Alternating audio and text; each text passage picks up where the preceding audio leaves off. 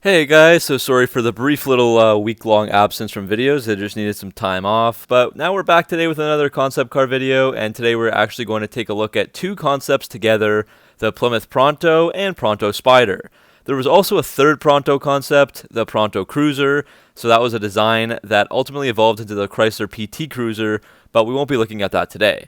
And if you're not familiar with my other concept car videos, make sure to check those out in the top right corner, as I've done many on the various Mopar vehicles. You can find the video outline on screen, where today we're going in-depth on the background info, exterior and interior, performance, future plans, and looking at why the Pronto and Pronto Spider were cancelled. So, let's get started. First came the Pronto, which had the goal of being an affordable 5-door, 4-passenger sedan with an instantly recognizable personality when it was unveiled in 1997 at the Frankfurt Motor Show. This was meant to be a cheap car for first-time buyers. 1 year later, the Plymouth Pronto Spider debuted at the 1998 North American International Auto Show in Detroit, and both of these vehicles were designed to help revitalize the dying Plymouth brand. At this time, there were only a couple of vehicles in the brand's lineup: the Breeze, which was a rebadged variant of the Chrysler Cirrus, the Neon and Voyager, which would be sold under Chrysler, Plymouth, and Dodge, and the niche Prowler.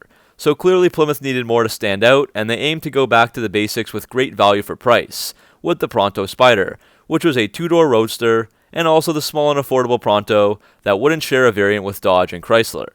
According to the Vice President of Production and Design for Chrysler at this time, John Hurlitz, the Pronto was, quote, another clever response to Plymouth's calling for unique affordable transportation, end quote, while the Spider was a high-performance vehicle for a cost-savvy consumer who wanted to have some fun. So now we can take a look at the design. So first up is the Pronto, which had a Prowler-like face. Plymouth said that they seeked out opportunities to season the Plymouth brand with Prowler cues, just like Dodge did the same to season the Dodge brand with Viper cues. The Pronto was built from the ground up, ending as a mix between a traditional 4-door sedan and hatchback. It had a tall architecture which made the vehicle appear higher visually, especially with its tall windows. The front end was almost a variation of that found on the Prowler, with smaller standalone bumpers, and the wheels were cast aluminum with a manual rollback roof as well. So all of these features kind of suggested you were getting some pretty neat stuff at a very low price.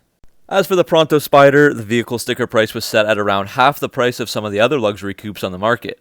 For example, in 1998, the Porsche 911 had an MSRP of $63,000 US, so this Pronto Spider would have been in the $25,000 to $30,000 price range. Of course, this presented some challenges in keeping the Spider affordable, so Chrysler chose to spend less on building materials and more on the engine and styling details. Thus, instead of the traditional materials that are used for the body, like steel, fiberglass, or aluminum, the concept was made of polyethylene terephthalate, or PET, over a steel chassis. This is the same recyclable material that is used to make plastic water bottles, and the Pronto was also built from this material as well. Using PET technology was said to reduce the manufacturing costs for those body parts by up to 80%, leaving some money left over for other things. Overall, the vehicle isn't very heavy, weighing in at 2,700 pounds. Of course, it was designed to mimic the look and feel of more exotic European roadsters, and I think it does that very well, especially with that platinum silver paint job. It kind of reminds me of a Lotus Coupe type of vehicle. It's also got 18-inch cast aluminum wheels, two 25/40 R18 tires, and of course a very low center of gravity. The interior of the Pronto has lots of space despite the small exterior. It has a simple center console instrument panel which they called a single glance, as one glance is all you need to see everything important. Higher seats were used to give the impression that you were driving something bigger than it really was. The Pronto Spider was covered in a burgundy copper mix, with leather covering the entire instrument panel, door inserts, and seats. The steering wheel was finished in tortoise shell, and similar materials were later used in the Chrysler 300C models. Due to the small vehicle, the designers were able to create more space by moving the windshield forward and using minimal front and rear overhang.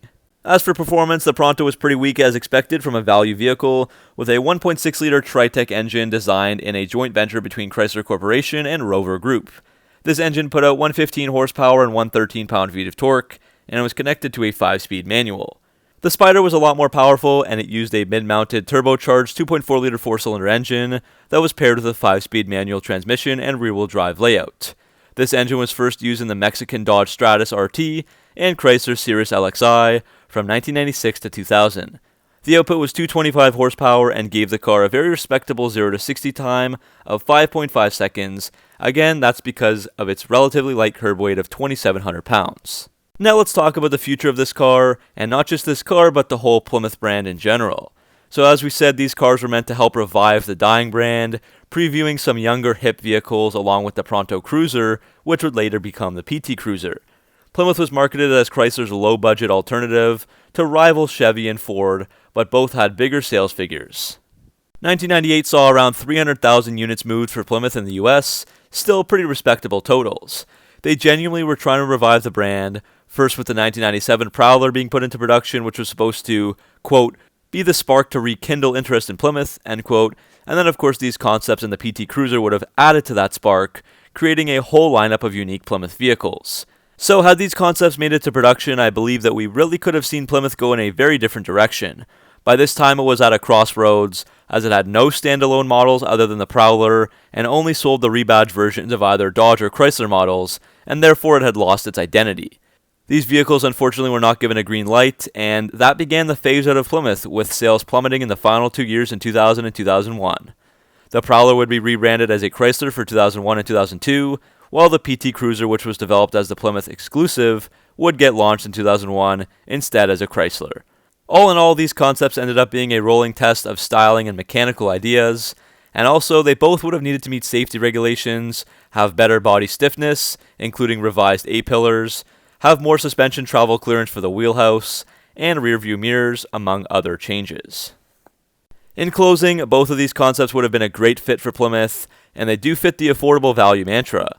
The Spider especially could have been a future icon, something to rival vehicles like the Mazda Miata, cheap yet very fun to drive with respectable power. Basically a nice driver's car. Plymouth would have had a chance with these concepts along with a PT Cruiser also sold under the brand, but as we know now, they are gone. So that's the end of this video, guys. What do you think of the Plymouth Pronto and Pronto Spider? Hope you guys enjoyed it, and make sure to like and subscribe for a lot more Mopar content. And let me know which concepts I should do next. Thanks for watching, and I'll see you guys in the next video.